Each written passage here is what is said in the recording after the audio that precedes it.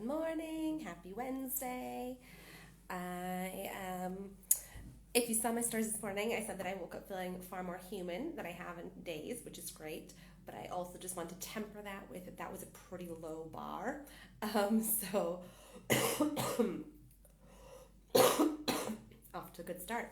Um, yeah. So well, all of us, me and both girls, have been hit hard with some sort of cold, flu. I have tested. It's not COVID, but I think people seem to forget that like regular seasonal illnesses still really suck. Like my mom is adamant. She's like, it really sounds like COVID. Well, yes, mom, but like also yeah, regular stuff still sucks. So yeah, we've been hit hard with something, and it's been a tough few days. Um, I've been in bed most of the last 2 days. The girls have been home from school sick, but they've been at their dad's house, which has been lucky for me because, as you know, trying to parent sick kids when you're sick is like the worst ever. But they do come back to me today at lunchtime, and luckily I am feeling a bit better. Still, obviously not great, as you can hear and probably see. But yeah, better than I was, thank goodness. So all of that said, though, I am still going to keep this week's tea break chat shorter than usual. Last week's particularly long anyway, so put them together, you'll have a normal length on average. But I guess, yeah, so what's been going on this week? There has actually been quite a lot. In addition to being sick, we've had Evie's birthday, so my littlest turned 3. I can't quite believe that. Had her birthday party here where I had my co-parent, his partner, her kids, and my ex-in-laws all came over, which was entirely my idea, and it went absolutely fine. But also it was a lot, and so there was stuff going on around that. Since I last talked to you, I don't think that this came up. I think this happened on Wednesday, so I don't think it came up on last week's tea break chat. My mom was in the hospital last week for 2 days. They concluded it was a mild heart attack, and it also then flared up some other stuff that she's got going on in her body. So she's had a really rough week. And then what else was there? So yeah, mom in hospital, Evie's birthday, all the co-parenting jazz that throws up, being sick, still, processing breakup, because that takes a while. It doesn't just click and you're done. In fact, I am particularly terrible at trying to do clean breakups, even when in this case it was it's such a clean reason for a breakup. He wants kids and I don't want more kids. There's no, I said last week, there's no negotiating on that. So it's a clean reason. But my heart still is but reach out, connect, talk to him all the time. So my heart does not like clean breaks. My heart wants to be please, I still like you, talk to me. So there's been all of that. And then at the same time, I've been trying to launch or, create new programs that I really, really want to share with you guys and launch and get out there and have available to everybody. But it's been a little bit challenging to do that and to finalize it when there's all of this other stuff going on. So the main lessons from this past week are really to be so super gentle on yourself. It's really no surprise that we got hit with this cold. So it had started for me as a cough, a week and a half ago now, just a little tickly cough, and then it's progressed. But fairly obviously it's progressed because there's been a lot going on. So, excuse me, and through this, I guess. So yeah, like I said, the important lessons are to be so gentle on yourself. So Friday, I ended up having a mental health day, if that's what you want to call it, where I basically did nothing because I just cried all day. I binged on popcorn. If you saw my stories that day, I had 3 bags of microwave popcorn in one sitting. I am like the popcorn queen. It is my favorite of favoritist foods. And even I don't think I'd ever had 3 bags in one sitting before, but I did that day.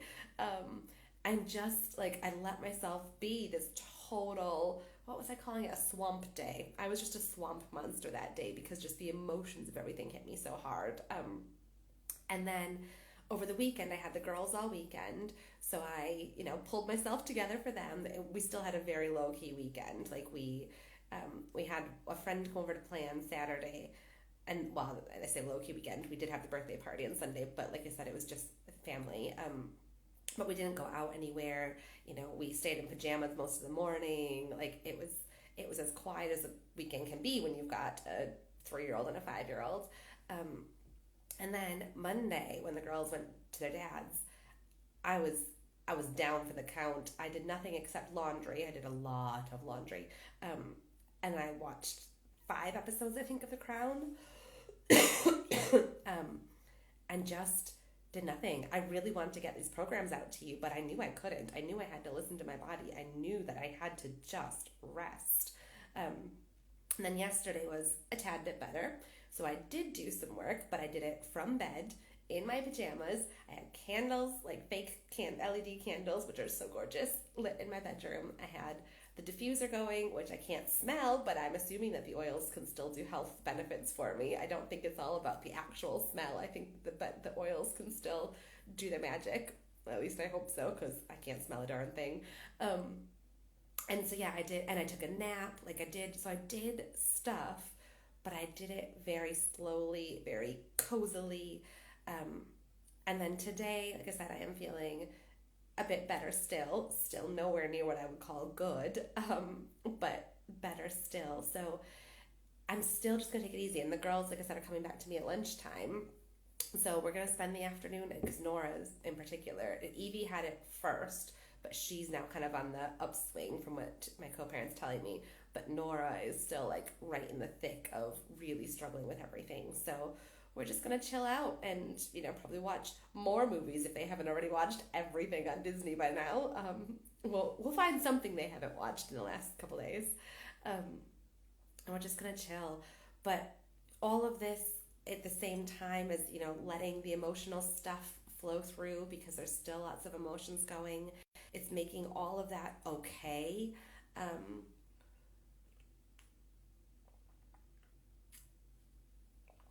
I think the important thing here is that, like, none of this is wrong. There is no set timeline for me to get these programs out to you. I want it to be as soon as possible, because I know that some of you guys, like, some of your friends, some of your acquaintances, like, really are going to benefit from this. But I know that, I trust that when I get it out there for you will be the right timing, and that, everybody who needs it will be able to get it, and I have it, and it doesn't make me a bad person or a bad coach or a bad self-employed person because I didn't get it out there a few days earlier. If I'd rushed them out, they just, it would have had a whole different energy, would have felt forced, and I would be going, okay, I put it out there, but please don't buy from me because I'm far too sick to do anything about it. And so then, of course, everybody would buy because I'd be going, oh, don't do that. Whereas if I just wait until it's the right time, then it's going to be far better. Then I'm going to get to put it out there and be like, oh my gosh, you guys, I'm so excited about this. And that's really what we all want, isn't it? The other thing I will say is that it comes, so a big part of the packages that I'm offering is like recorded teaching modules, and now is not a great time for me to be recording these teaching modules that will be saved in perpetuity. I'm going to wait until I can do them without coughing and blowing my nose and sniffling all over the place. So yeah, I might start teasing what they are soon, but I can't record them while this is still going on. So yeah, that's how the last week has gone. Not super awesome, but I am taking care of myself, I'm taking care of the girls, and we're doing what we do. So I'm going to move straight on to Q&A. I've got one question this week, and it is a very good one. So the question I have this week is, how do you handle it when your ex wants to introduce your kids to their new partner. And this one makes me do that, makes me take a deep breath. And that's actually what I suggest you do as well, is you start with a deep breath and go, okay, it's time for this, because it was always going to come a time, if you are separated, divorced, and there's almost certainly going to come at some point, whether it's sooner or later, there's going to come a time when each of you probably start dating again, and at some point will want to introduce new partners to your kids. And the thing that I would say is that your kids are going to react to it. They're gonna know your vibe and your feelings on it. And I think it's very important that they get the vibe that it's okay. And as hard as it is for you, it is okay. And there's nothing, so this comes back to what I talk about a lot, which is like focus on what you can control and let go of what you can't. And meeting a new partner is something that you don't get to be there for. You probably don't get to be a part of that, but it's something that could end up being really super awesome for your kids, or it might not be. You have no idea if this new relationship of your ex's is going to be a short-term thing or a forever thing, and you don't know. But it's not your job to protect your kids from that. It's your job it's your job to let them know that you are here for your kids no matter what happens. You are going to continue to shower them with love and care and affection like you always have done, and that you get to be that constant in their life. Whatever happens with a new partner, whether it's your new partner or your ex's new partner, it's not your job to protect them from that. It's your job to let them know that they are safe and loved and always taken care of. I will say that from my personal experience, meeting the new partner, so my kids meeting the new partner, that was definitely tough for me. I took myself out on a big walk that day. I went out in the peaks and walked further than I've ever walked on my own. Did I climb Mam Tor that day? I think I might have climbed Mam Tor on my own, which I had never done before by myself. But I knew that if I was just sitting home on the day that this meeting was happening, my brain would have been going in all kinds of crazy directions. So I did something that I knew was going to be very distracting. It took me a good chunk of the walk. The first chunk of the walk, I was like thinking about it over and over. And then if you know Mam Tor, you know that it's quite a climb. So it was a great distraction, because by the time I got to the actual climb bit, there was no more thinking about what my kids were doing and how the meeting was going. It was now focus on breathing, focus on getting to the job. So for me, that was a really good thing to do that day, the distraction piece, because I knew that long term, this is what I wanted for my kids. I couldn't stop it. I wanted them to get to know. So at this point, my ex had been dating his new partner for, I think it was about 9 months. So for them, it wasn't like a really quick flash in the pan at that point either. And like I said, I knew that I couldn't stop it, but I didn't want to dwell on it. So there was that. So I distracted myself on the day of.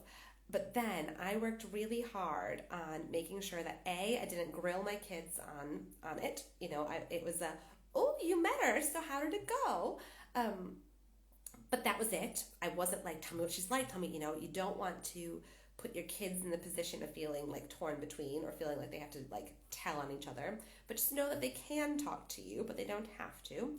I wanted my kids to feel like they didn't have to hide it from me either. So, at that point, I was still pretty mad about how the whole breakup had happened.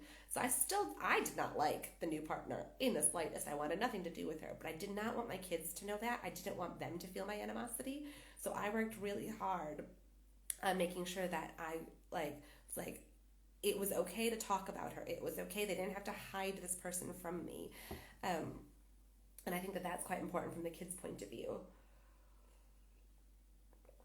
The other thing I will say, and this is from my own personal experience, and I know that not everybody's works out like this by any means, but to give you hope that it can, even though, like I said, at that time, I absolutely hated this woman. I wanted nothing to do with her.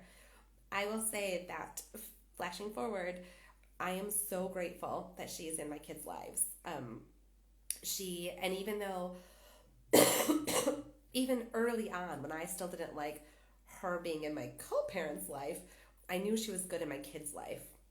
And I knew that she was very caring and very fun and very loving. And I knew that she was absolutely going to be a good influence for my kids. And she was going to like look out for them, and she was going to protect them. And I really, as much as I hated to admit all those things, I worked very hard on separating the woman who was like dating my co-parent, the woman who I felt like interfered in my marriage. I separated her from the woman who was going to be taking care of my children. And I could see that the woman who was going to be taking care of my children was actually a very, very good woman.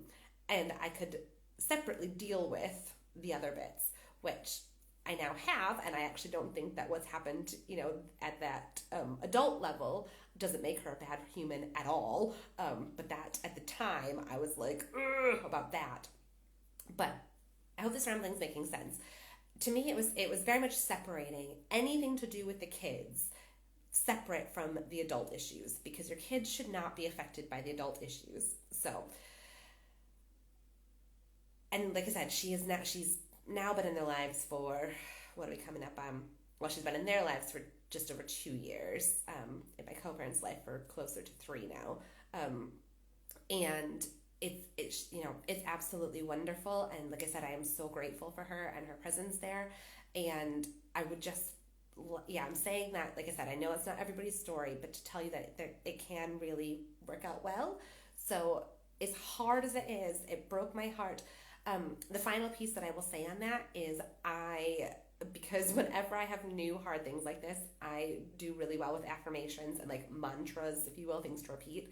And in fact, it's quite old now, but I still have a Post-it note in my bathroom cupboard that says something along the lines of like, what does it say even? Nora's love for me is not affected by anyone else. I am everything Nora needs. I am everything. I can't remember it now. But it was some sort of, it was to tell me that I was not going to be replaced by this other woman. I knew, and like I said, it's old, that's why I can't remember it, because even though it's still there, I don't read it every day anymore. But it was like, I am enough for Nora. I'm everything Nora needs, and I will never be replaced by anyone else. And it was just really helpful to remember that for me, that this meeting the new partner was not replacing me at all. And I was so grateful that she could have more people in her life who would care for her and have fun with her and introduce her to new things. And like I said, the grown-up stuff shouldn't affect the kids stuff. And honestly, if you can look at it from a point of view of the more people to surround my children with love and fun and attention and care, the better. They are absolutely going to benefit from that all the time. There's no world in which having less people love you is better than having more people love you. Having more people love you is always going to be better. So I hope all of that helps. I know it's a very tricky time, but I know that you can get through this, and I know that, it can actually turn out to be a wonderful relationship down the line. If there's anything else, and that was actually a great question for this week because it's going to be coming up in the programs. So if there's anything else that you want to talk about with that, let me know. If anybody has anything to add to it or their own experiences, please comment on it in the comments for this video, because it can really help each other like see other people's experiences, whether it's like you as the new person dating, you as the partner, maybe it was your experience as a child, whatever perspective you've got on this is really, really helpful to like help pull together people's experiences with it. Let us know in the comments. And just know I'm sending you tons of love. So that's it for me today. I am going to go chill on the couch for a bit. I've got my one-to-one call with my client, which I'm super looking forward to. And then the girls this afternoon for our movie afternoon. Do keep your eye out. My new programs, as You may have seen my post this week. It's called The Divorcee, a 3-part series. And you're going to get support at the three big stages that I'm looking at, which I will tell you more about coming up when I am a bit more over all of this. So keep your eye out, but do in the meantime, please, if you could start sharing this, sharing my posts with friends. If you've got friends who you know are anywhere in the divorce continuum, whether it's like just thinking about it or in the middle of a messy divorce or post-divorce and back out there in the dating world, which you guys know that I am, and there's a lot of stuff that comes up with like dating post-divorce. So if you've got anybody who is like anywhere in this world, please send them my way. I absolutely would love to have them come join my world, and I might be able to offer some help.